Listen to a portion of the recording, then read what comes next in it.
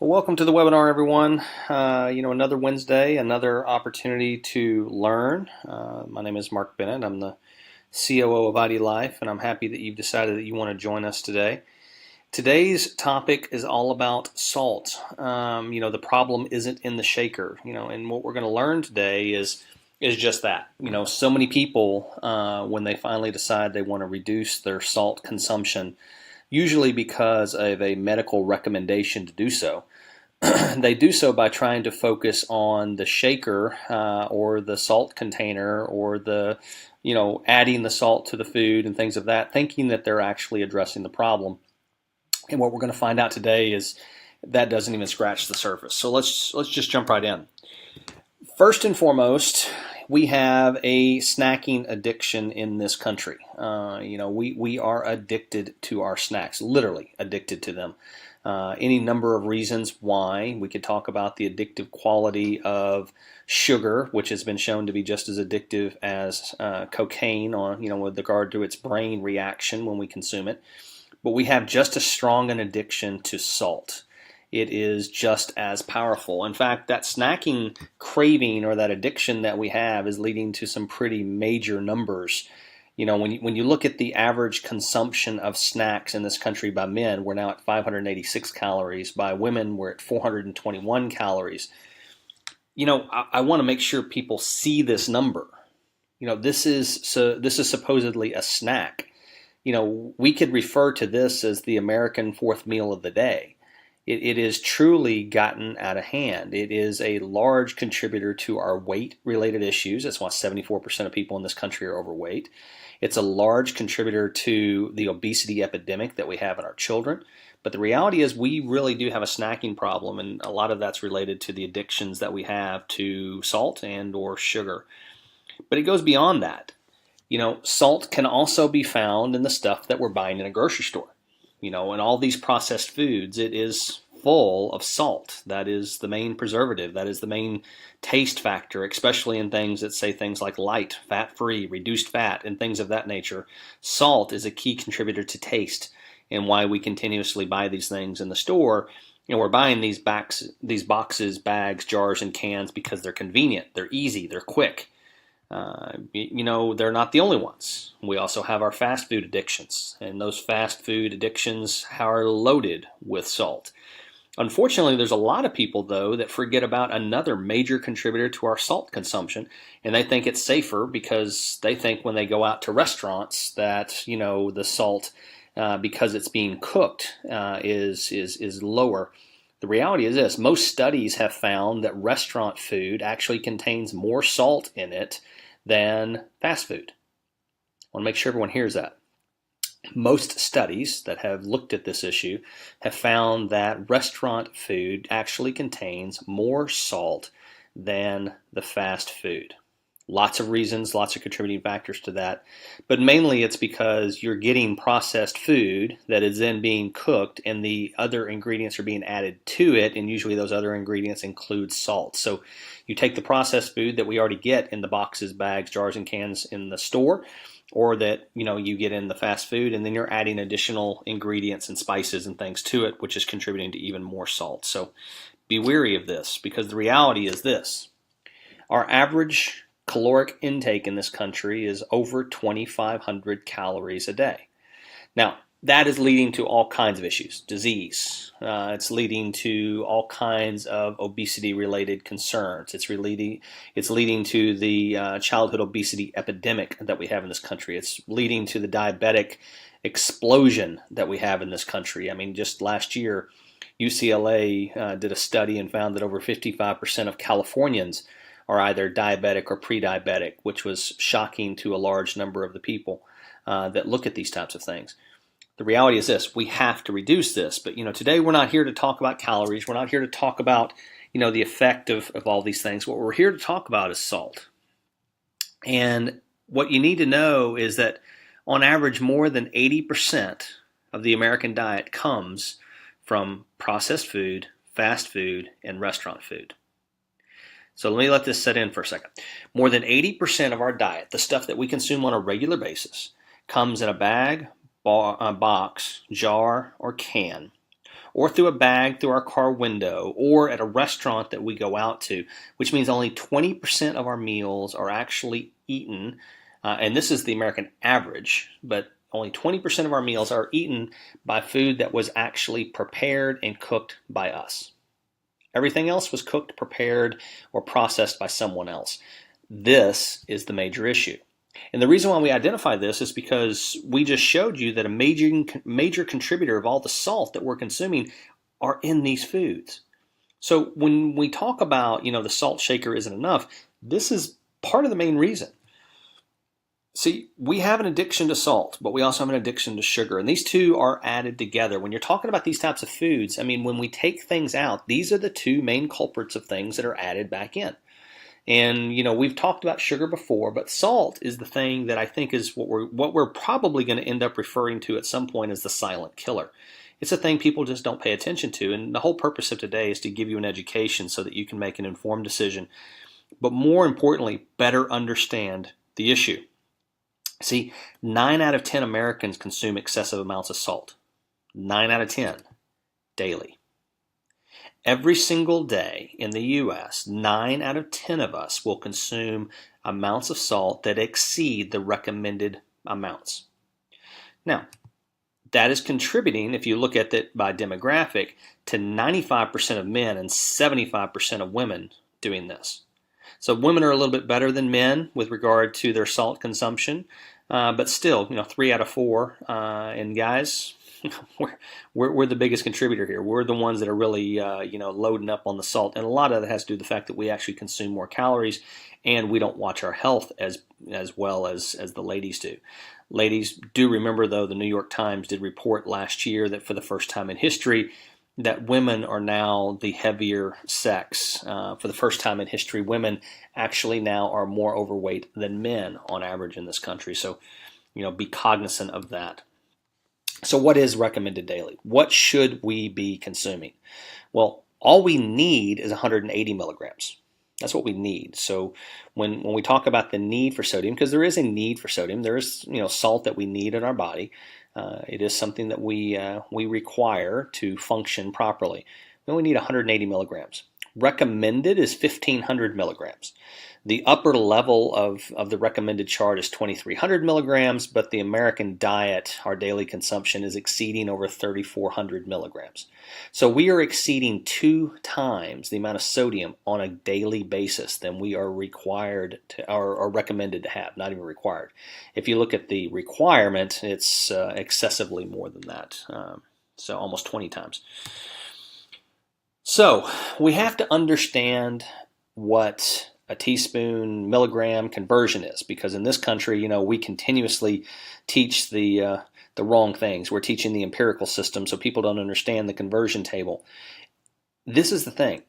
1/4 of a teaspoon is 575 milligrams. 1/4. So in other words, 3/4 of a teaspoon, roughly, is more than your total amount recommended in an entire day. Now think about this the last time you added salt to food. Think about the last time you created a recipe in your house and you were cooking for yourself or even cooking for others. How much salt did you actually put in there? So your total daily consumption from the time you wake up to the time you go to bed is less than 3/4 of a teaspoon. In fact, just one teaspoon is 2,300 milligrams of salt. See, you don't need a lot to get the effect, but unfortunately in this country, we're of the mindset, if a little bit's good for me, more must be better. So as a result, we have a tendency to overdo it on most things. So if you are a cooker, if you are one that likes to make your own meals, I applaud you for that. But please be cognizant of not only the ingredients that you're using, but also the amount of salt that you're adding to the food. And the reason why I say that is because a lot of times if you're using ingredients that are coming from a can, a box, a jar, or a bag, they already have the salt in them. You very well may not have to add more salt to it in order to get the flavor and or the effect that you're looking for. So be really cognizant of that when you're cooking. So, the leading cause of excess salt consumption in the United States is the shaker, right? Well, no, we've already dispelled that. We know that's not the case. In fact, the leading cause by a lot is from processed foods. 75% comes from the processed food industry. And that's what we're eating on a daily basis. This is the food that we eat, normally because it's easy, it's convenient, it's quick, because we just don't have the time being the biggest culprit that we have, to cook anymore. So as a result, this is what we're getting, and that's where most of it's coming from. In fact, if you really look at the stats and you want to see the source, 77% of the salt that we consume comes from the processed and prepared foods that we eat, 12% naturally occurring in the food that we consume, 6% added while eating, and 5% added while cooking. So what does all that mean? Well, what that means is if you remove the salt shaker, in other words, you don't use the salt shaker at all. You basically throw it away, eliminate salt from the house. You're only removing 11% of the problem. That's it, 11%. 89% of the salt that we consume on a daily basis comes from the food sources that we're choosing to put in our mouth. The wonderful hand-to-mouth disease, our hand finding our mouth way too often with the wrong thing, which is the leading cause of disease in this country. But 89% of the salt that we consume on a daily basis is coming from those foods. So even if we eliminate this, which, hey, I recommend that we all do, the fact is it's only affecting 11% of the problem. What are the largest contributors? These are them. This is where we get a large portion of our salt. It's from the breads we eat. It's from pizza, which is a staple food in America. It's from poultry. Most chicken breasts in this country are infused with salt water, if you did not know that, to make them bigger, plumper, and look more full so that you'll buy them in the grocery store. Sandwiches are a big contributor, mainly because of their content of both the bread and the cold cuts, because you see cold cuts in the bottom. That's your processed meats and things of that nature. And then, of course, soups. So those are the super six. Those are the ones that are loaded with it. So you want to eliminate a large portion of salt from your diet immediately. Avoid these six things, and you would be well on your way to reducing your salt consumption. So let's talk about things that you see in the store. Because this can get tricky, and this is what's going to upset some people. Because when you're looking at a label, when you're trying to be cognizant of what you're doing, you need to appreciate and understand what these terms mean. So light or reduced sodium, the only thing that it means is it's 25% less than what the food normally contains. So in other words, if I create some super boxed food or bagged food or whatever you want, and I want to be able to put light or reduced sodium on it, all I have to do is have 25% less than what the original had. Now, if it's already, 5 times the amount that I should have in any given day, reducing it by 24 or 25% is not that significant, because guess what? I still have more than 4 times the amount that I should be taking. So, a little less than that. But the idea behind it is this. You need to understand that term just means 25% less than what it normally has. You still got to figure out how much sodium is in it. What does low sodium mean? Well, that means 140 milligrams or less in one serving. Here we go to that one serving thing again. We've had, sessions before where we've talked about you need to be very careful in looking at the serving size and looking at the number of servings in the food that we consume. We've seen, certain like soft drinks that have 2.5 servings for a 20-ounce bottle. Well, I don't know anybody that treats, a 20-ounce bottle as 2.5 servings. Most of them is 1. So this could literally have low sodium on the front because, it has less than 140 milligrams, but the reality is what you're consuming is in excess of 300 milligrams if you take the whole thing. What's very low sodium mean? That means 35 milligrams or less in one serving. Again, it could be on the label, but you have to look at the servings to determine that. Sodium-free means that it's less than 5 milligrams of sodium. That's right. You could literally have sodium-free on an item and it still have sodium in it. So just know that. And then unsalted is no sodium added to the food.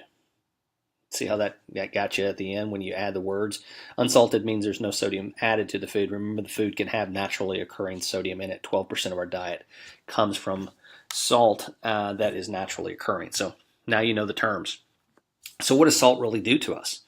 As far as our health, excessive salt will contribute to stroke, heart failure, osteoporosis, stomach cancer, kidney disease, kidney stones, enlarged heart muscle, and headaches. Nothing that we want, but unfortunately a lot of things that people struggle with every single day. But it also affects our appearance. It also causes us to have a puffy face. It causes bloating and irritability. And of course, it also causes weight gain because of that retention of water. So be very cognizant of the fact that there are severe health risks associated with excessive salt consumption. So why is sodium intake linked to heart disease? We hear all the time somebody with heart disease should reduce their sodium intake.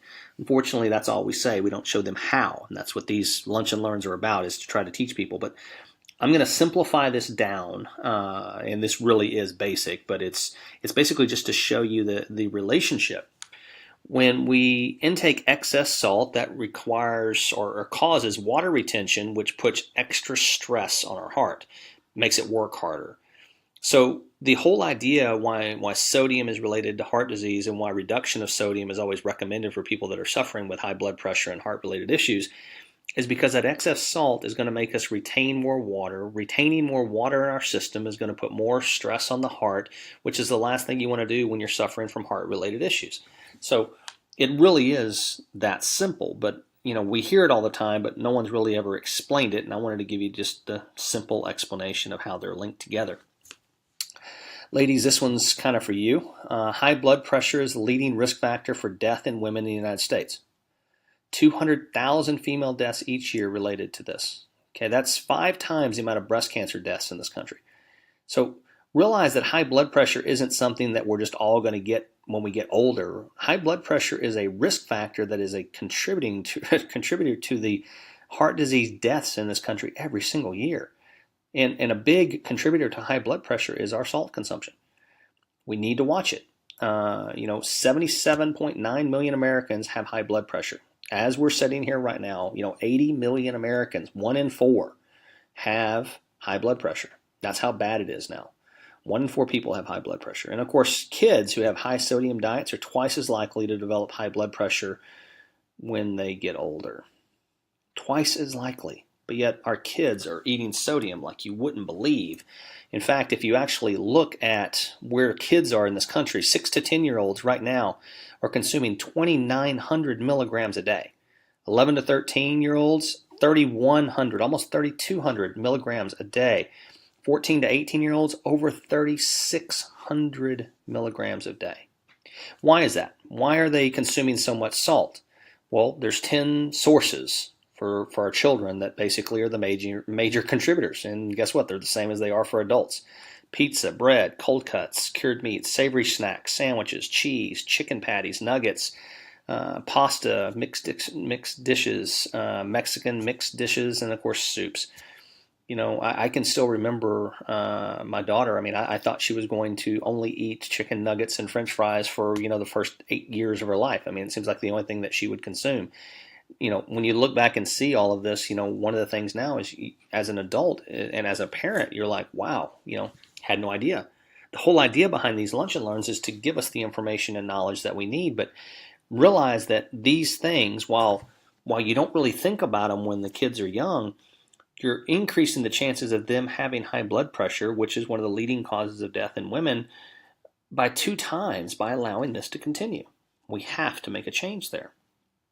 So, American Heart Association came out with a couple of interesting facts that I think you should know about. And this is 7 years ago.